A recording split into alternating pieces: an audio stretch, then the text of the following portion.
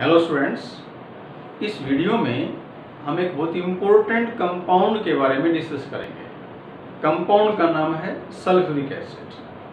तो स्टार्ट करते हैं पहले इसका मैन्युफैक्चर। सल्फ्यूरिक एसिड का industrial preparation means large scale preparation है, वो बाय कॉन्टैक्ट प्रोसेस किया जाता है। इसमें 4 स्टेप्स हैं। क्या क्या हैं? फर्स्ट स्टेप है बर्निंग ऑफ सल्फर। हम सल्फर को बर्न करेंगे तो क्या बनेगा? Sulphur dioxide. यानी कि पहले स्टेप में हमने सल्फर डाइऑक्साइड को प्रिपेयर किया। उसके बाद क्या किया? SO2 को ऑक्सीडाइज किया। किसमें? SO3 में।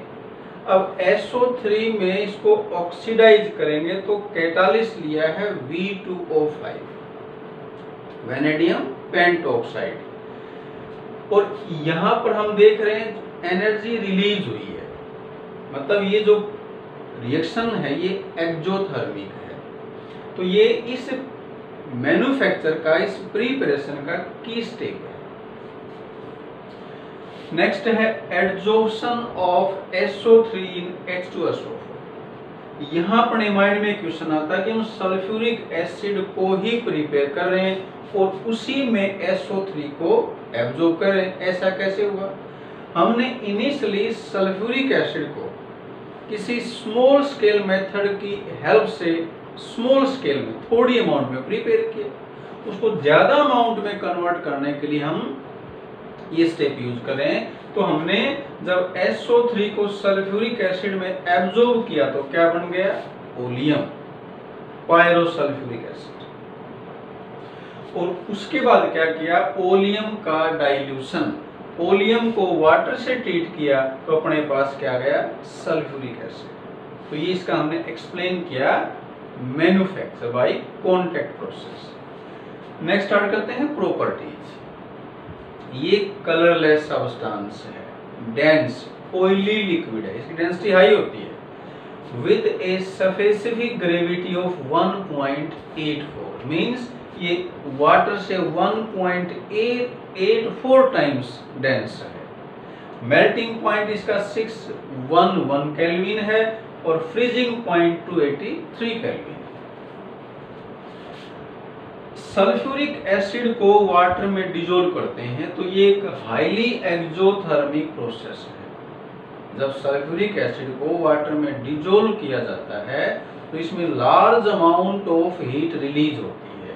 इसलिए अगर हमें इसको डाइल्यूट करना है, लेबोरेटरी में डाइल्यूट एसिड की भी जरूरत पड़ती है। मार्केट से हम लेके आते हैं, वो कंसंट्रेटेड होता है। तो डाइल्यूशन करने के लिए हम क्या ध्यान रखें कि वाटर में एसिड को मिलाएं।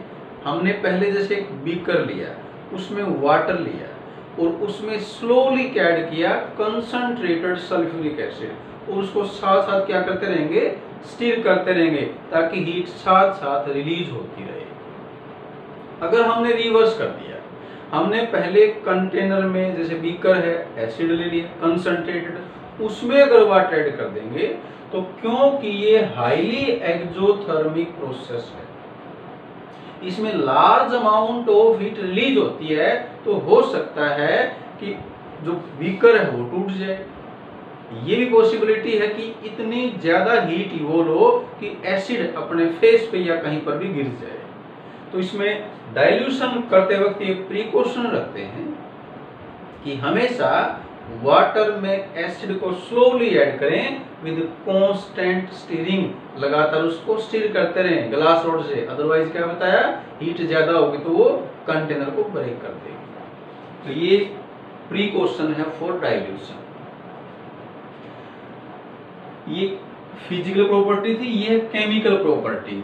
फर्स्ट है एसिडिक नेचर। हमें पता सल्फ्यूरिक एसिड है वो एक डाइबेसिक एसिड है, 2 प्रोटॉन रिलीज करता है। तो ये हमने 2 स्टेप में लिखा। पहले स्टेप में HN रिलीज किया तो इसके लिए लिखा हमने dissociation constant of acid Ka for first step, 1 for first step. ये वैल्यू है 10 की पावर 3, ज्यादा वैल्यू है, ये बड़ी वैल्यू है। सेकेंड स्टेप में क्या हुआ? जो बाइसल्फेट आयन है, हाइड्रोजन सल्फेट आयन है, इसमें से HN रिलीज होगा। इस केस में जो वैल्यू आई Ka2, सेकेंड स्टेप का जो डिसोसिएशन कांस्टेंट है वो 1.2 इंटू 10 की -2, मतलब ये वैल्यू काफी कम है। तो ऐसा क्यों है? Ka2 की वैल्यू Ka1 से इतनी कम क्यों है? एक क्वेश्चन लिया हमने ये, why is Ka2 less than Ka1 for H2SO4 in water? ये जो डिसोसिएशन है ये किस में हुई है? वाटर में। Because the negatively charged hydrogen sulfate ion has much less tendency to donate a proton to water as compared to sulfuric acid. Sulphuric acid neutral molecule है, ये एचाइन को डोनेट करेगा, उस एचाइन को एक्सेप्ट कौन करेगा? aqueous तो वाटर एक्सेप्ट करेगा, यानी कि सल्फ्यूरिक एसिड की वाटर को डोनेट करने की टेंडेंसी ज्यादा है। इसकी कम क्यों है? क्योंकि इसमें नेगेटिव चार्ज है और किसी नेगेटिव आयन में से पॉजिटिव आयन इजीली बाहर नहीं जा सकता, क्योंकि ऑपोजिट चार्ज होने से इनके बीच में क्या होगा? Strong attraction. तो नेगेटिव आयन की एच आयन को लूज करने की क्योंकि टेंडेंसी कम है, इसलिए वैल्यू इसमें कम होती है। तो ये हमने इसका आंसर लिखा है, शायद क्लियर होगा सबको ये। सेकंड है डिहाइड्रेटिंग एजेंट।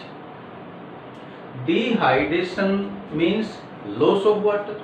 सल्फ्यूरिक एसिड की वाटर के लिए स्ट्रॉन्ग एफिनिटी है, इसलिए ये एक स्ट्रॉन्ग डिहाइड्रेटिंग एजेंट है। Concentrated H2SO4 has a strong affinity for water and therefore act as a strong dehydrating agent. ये दो रिएक्शन हैं जो इसके डिहाइड्रेटिंग नेचर को सपोर्ट करती हैं। हमने टेस्ट ट्यूब के अंदर शुगर ले ली और शुगर में क्या ऐड कर दिया? Concentrated sulphuric acid. थोड़ा सा हीट करते हैं तो रिएक्शन जल्दी हो जाएगी। हम क्या देखेंगे कि जो टेस्ट ट्यूब है उसके बॉटम में हमें ब्लैक कलर अपीयर होगा। वो ब्लैकनेस किस वजह से आई? शुगर में से वाटर रिमूव हो गया और शुगर में से वाटर रिमूव हो जाएगा तो पीछे क्या बच जाएगा? कार्बन। कार्बन ब्लैक है तो इसको बोलते हैं charring of sugar. Second, copper sulphate hydrous, ये ब्लू होता है। लेबोरेटरी में जो कॉपर सल्फेट अपने पास अवेलेबल है वो ब्लू है क्योंकि वो हाइड्रस है। अगर उसको कंसंट्रेटेड सल्फ्यूरिक एसिड से ट्रीट कर दें तो ये क्या करेगा? इन वाटर मॉलिक्यूल्स को एब्जॉर्ब कर लेगा और वाटर निकलते ही क्या बन गया? ये एनहाइड्रस। ये क्या है? हाइड्रस। ये क्या है? एनहाइड्रस। अब एनहाइड्रस है, ये कैसा है? व्हाइट। तो ब्लू से व्हाइट होने का मतलब है वाटर का लॉस हुआ। तो वाटर किसने एब्जॉर्ब कर लिया? सल्फ्यूरिक एसिड ने। तो क्लियरली इंडिकेट होता है रिएक्शंस में कि सल्फ्यूरिक एसिड की वाटर के टुवर्ड्स स्ट्रॉन्ग एफिनिटी है।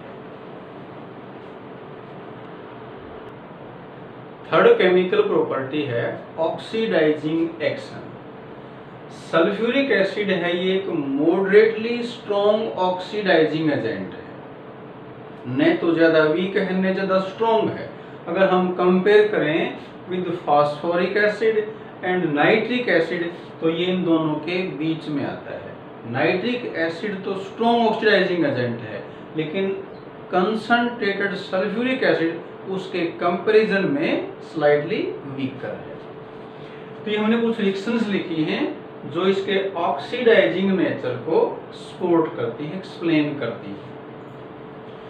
कॉपर को अगर हम कंसंट्रेटेड सल्फ्यूरिक एसिड से ट्रीट करेंगे तो कॉपर सल्फेट बनेगा। अब इसमें कई बार क्वेश्चन पूछते हैं स्टूडेंट्स कि कॉपर की रिएक्टिविटी हाइड्रोजन से कम है तो उसने डिस्प्लेस कैसे किया? ये डिस्प्लेसमेंट रिएक्शन नहीं है, ध्यान रखें। ये एक ऑक्सीडाइजिंग रिएक्शन है।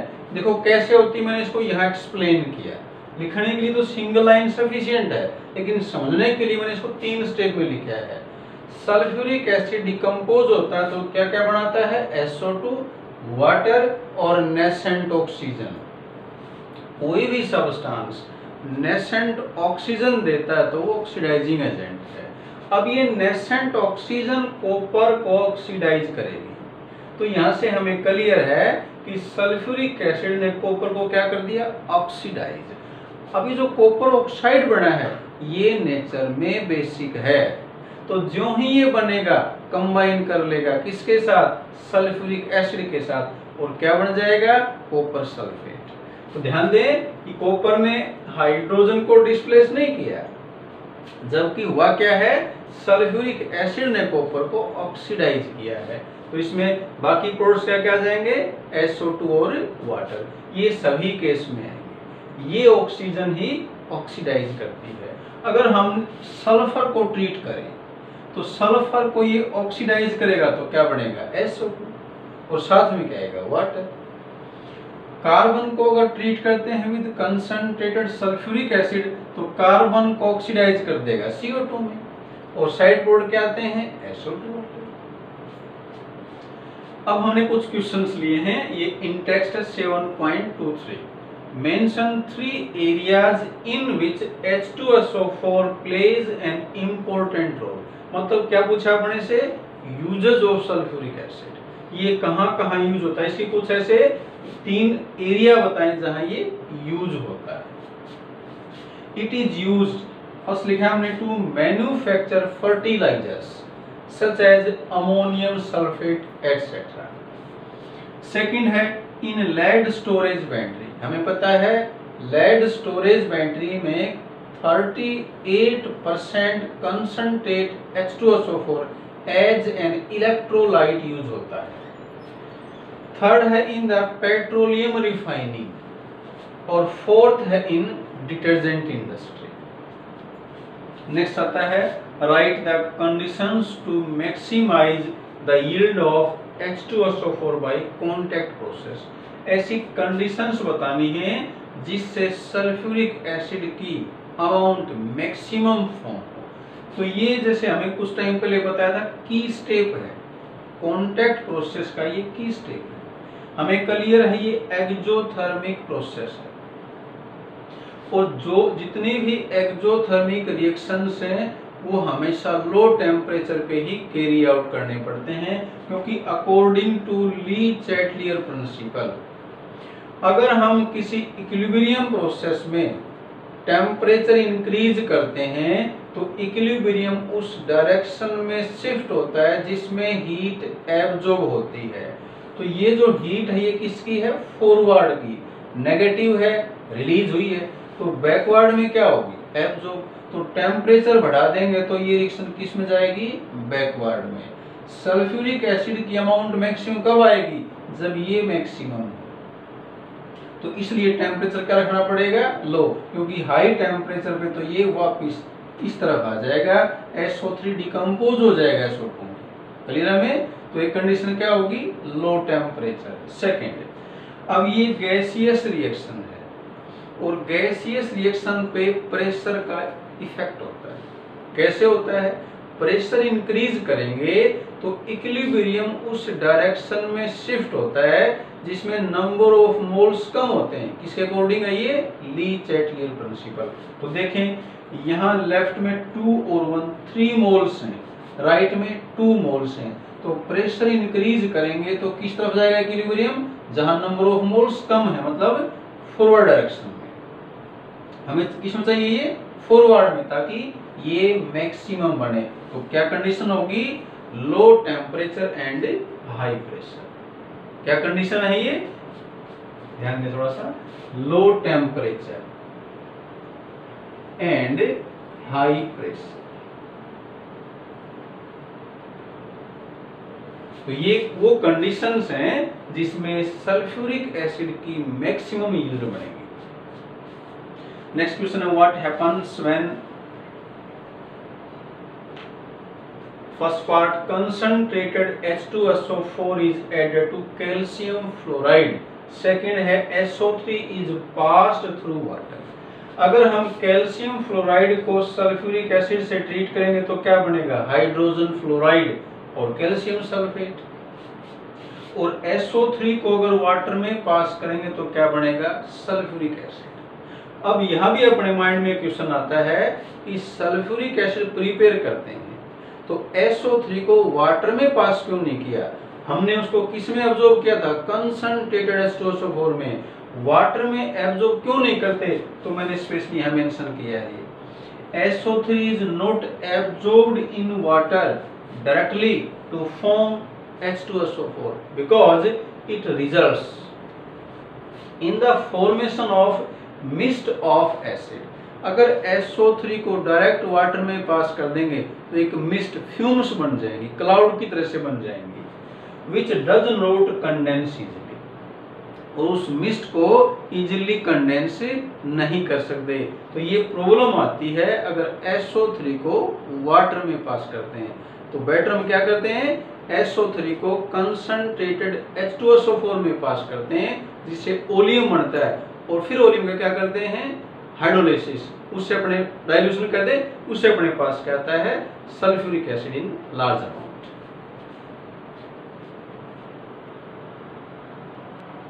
नेक्स्ट क्वेश्चन है, Why is H2SO4 known as king of chemicals? Question से क्लियर है। सल्फ्यूरिक एसिड का लगभग इंडस्ट्रीज में यूज होता है। तो किसी नेशन की इंडस्ट्रियल ग्रोथ क्या है, किसी कंट्री के अंदर इंडस्ट्री की क्या डेवलपमेंट है, वो हम पता लगा सकते हैं कि उस कंट्री ने कितना सल्फ्यूरिक एसिड प्रोड्यूस किया और कितना कंज्यूम किया। तो इस इम्पोर्टेंस के बेसिस पे हम क्लियरली कह सकते हैं कि सल्फ्यूरिक एसिड है वो किंग ऑफ केमिकल्स है। क्या लिखेंगे आंसर में? The industrial strength of a nation largely depends on the amount of H2SO4 it produces and consumes. Therefore, it is called king of chemicals. Next question है, give a chemical reaction in support of observation that H2SO4 has low volatility. Sulfuric acid less volatile है, means high boiling point है, कितना? 611 kelvin. तो उसके support में एक reaction पूछे अपने से, तो क्योंकि because of low volatility sulphuric acid can be used to prepare more volatile acids from their corresponding salts. जैसे ये साल्ट है, मान लिया ये NaCl है, X की जगह FClNO3 ले सकते हैं। अगर मान लिया ये NaCl है, इसमें ऐड किया हमने सल्फ्यूरिक एसिड, तो क्या बन जाएगा? HCl। HCl का बॉइलिंग पॉइंट सल्फ्यूरिक एसिड से कम है। इसी तरह से हम F ले सकते हैं, NaF, NaNO3, तो यहाँ से HF, HCl, HNO3 को हम प्रिपेयर कर सकते हैं। नेक्स्ट है, which of the following does not react with oxygen directly. ये MCQ टाइप क्वेश्चन पूछ सकते हैं। इसमें मेटल दे रखी है, जिंक, टिटेनियम, प्लेटिनम, आयरन। हमें पता है दो मेटल हैं, उनको नोबल मेटल्स बोलते हैं। कौन सी? गोल्ड और प्लेटिनम। ये डायरेक्ट ऑक्सीजन से कंबाइन नहीं करती, तो यहाँ आंसर क्या हो जाएगा? प्लेटिनम। तो इस वीडियो में हमने क्या क्या एक्सप्लेन किया? सल्फ्यूरिक एसिड का मैन्युफैक्चर कैसे करते हैं, उसकी प्रॉपर्टीज क्या हैं, यूजेस क्या हैं, और कुछ उसके इम्पोर्टेंट क्वेश्चंस। इसमें इतना ही करते हैं। Thank you.